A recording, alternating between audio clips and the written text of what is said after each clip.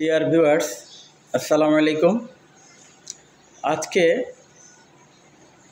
আমি আপনাদের সাথে শেয়ার করব গার্মেন্টস ইন্ডাস্ট্রিতে ক্যারিয়ার গড়ার ক্ষেত্রের আরেকটা কন্টেন্ট, যেটা অত্যন্ত গুরুত্বপূর্ণ একটা কন্টেন্ট।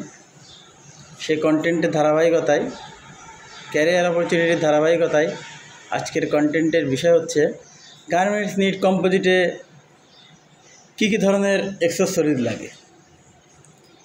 যারা গার্মেন্টস ইন্ডাস্ট্রিতে কাজ করতেছেন তাদের জন্য একটা জরুরি, এবং যারা গার্মেন্টস ইন্ডাস্ট্রিতে কাজ করতে চান ফ্রেশার হিসাবে,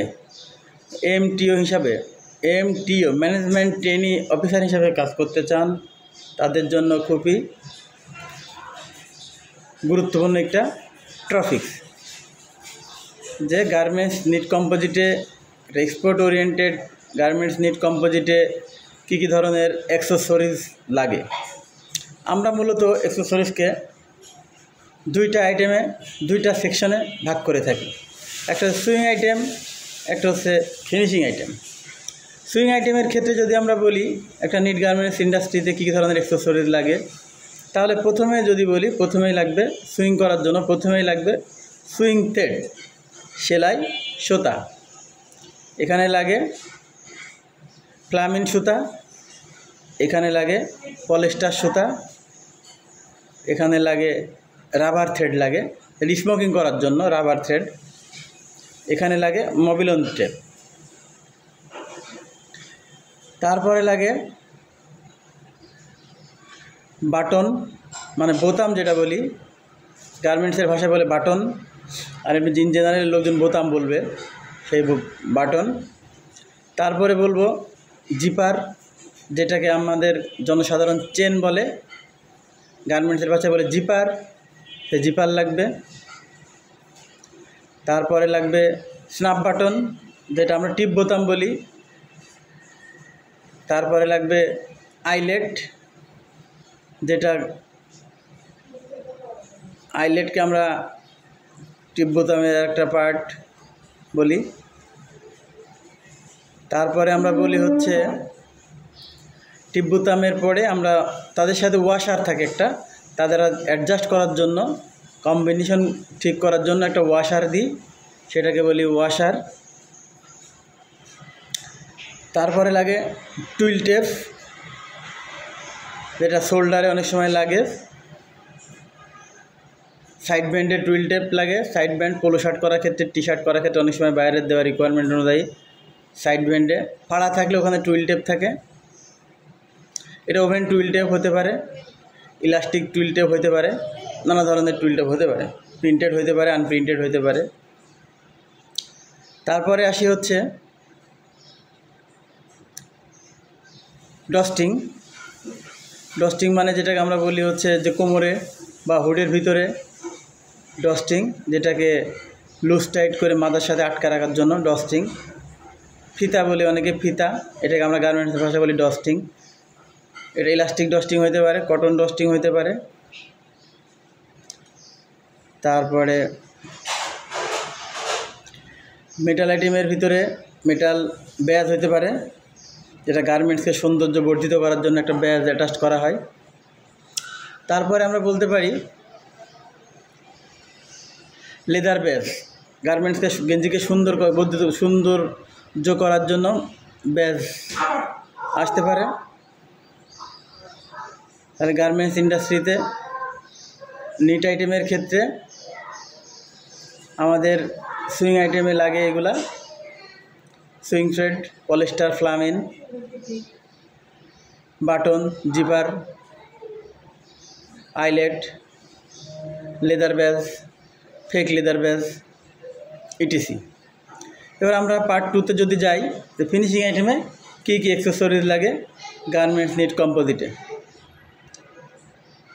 প্রথমত বলবো গার্মেন্টস নিট ইন্ডাস্ট্রিতে ফিনিশিং আইটেমে লাগবে প্রাইস টিকিট, যেখানে দাম লেখা থাকে, মূল্য লেখা থাকে, রেট লেখা থাকে। হ্যাং ট্যাগ লেখা থাকে।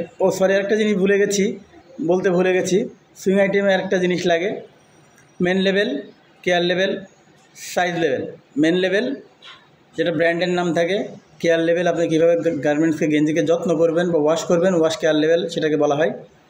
সাইজ লেভেল, কোন সাইজ এই গেঞ্জিটা বা এই গার্মেন্টসটা কোন সাইজের সেটাকে সাইজ লেভেল বলা হয়। তাহলে ব্র্যান্ড লেভেল বা মেইন লেভেল যেটা বলে, মেইন লেভেল ওটাকে ব্র্যান্ড থাকে, ব্র্যান্ড লেভেল বলা হয়। Main level, size level, care level গেল সুইং আইটেমের ক্ষেত্রে। ফিনিশিংয়ের ক্ষেত্রে বলি, প্রথমত যদি আমরা ফিনিশিং আইটেমের ক্ষেত্রে যদি বলি, হ্যাং ট্যাগ, যেটা কীভাবে হ্যাং করবে, প্রাইস টিকিট। অনেক সময় হ্যাং ট্যাগ প্রাইস টিকিটের ক্ষেত্রে, হ্যাং ট্যাগের ক্ষেত্রে প্রাইস টিকিট প্রাইসটা দেওয়া থাকে, অনেক বায়ার প্রাইস টিকিট আলাদা করে, হ্যাং ট্যাগ আলাদা করে। হ্যাং ট্যাগ, প্রাইস টিকিট যেটা মূল্য লেখা থাকে, তারপরে থাকে হচ্ছে photo inlay, ফটোবোর্ড, photo box,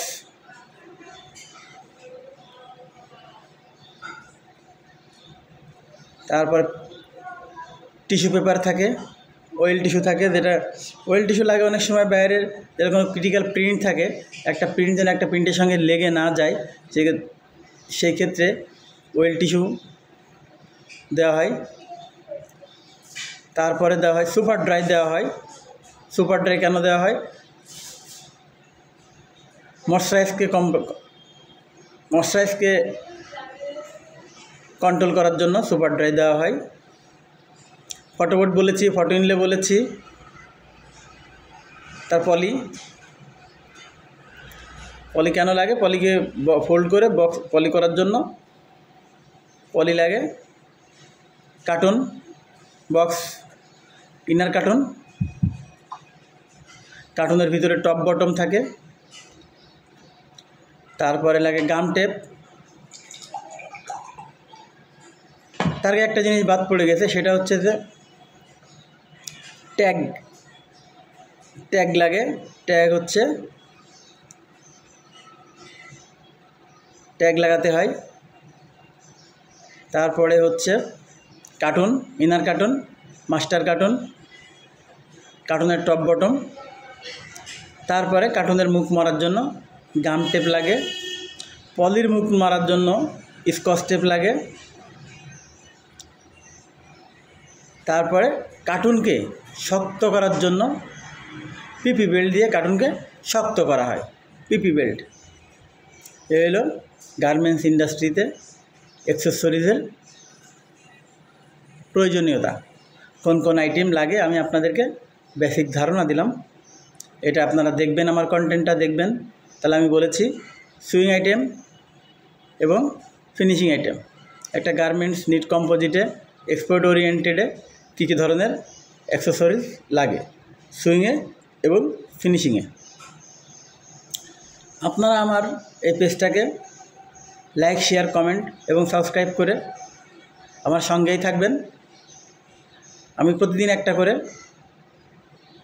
garments NEET কম্পোজিটের উপরে একটা করে কন্টেন্ট দিচ্ছি। আপনারা যারা ফ্রেশার হিসাবে বা এমটি হিসাবে কাজ করতেছেন বা ফ্রেশার হিসাবে কোথাও কাজ করতে চান, তাদের জন্য খুব একটা ইম্পর্ট্যান্ট বিষয়, ইম্পর্ট্যান্ট টপিকস, ইম্পর্ট্যান্ট কন্টেন্ট, যেটাই বলেন না কেন খুবই জরুরি। আপনারা দেখলে, প্র্যাকটিক্যালি যারা কাজ করতেছেন এবং আমারটা শুনবেন, দেখবেন যে অনেক আগে গেছেন। আপনারা সবাই ভালো থাকবেন।